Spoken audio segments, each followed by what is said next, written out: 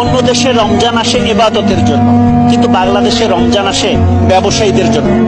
ব্যবসায়ীরা এই রমজান মাসকে 3 ভাগে ভাগ করে নিয়েছে। প্রথম 10 দিন নিত্য পণ্যের ব্যবসায়ীদের জন্য, দ্বিতীয় 10 দিন কাপড়ের ব্যবসায়ীদের জন্য, যারা সারা বছরের মুনাফা করে নিবে ঈদকে সামনে রেখে। শেষের 10 দিন পরিবহনের ব্যবসায়ীদের জন্য, অর্থাৎ যারা নারীর টানে বাড়ি ফিরতে চায় তাদের কাছে দ্বিগুণ মূল্যে বিক্রি করবে টিকিট।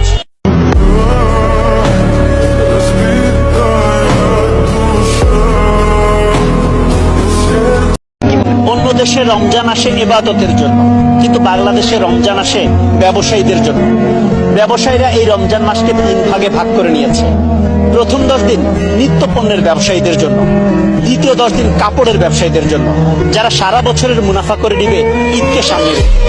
শেষের 10 দিন পরিবহনের ব্যবসায়ীদের জন্য, অর্থাৎ যারা নারীর টানে বাড়ি ফিরতে চায় তাদের কাছে দ্বিগুণ মূল্যে বিক্রি করবে টিকিট।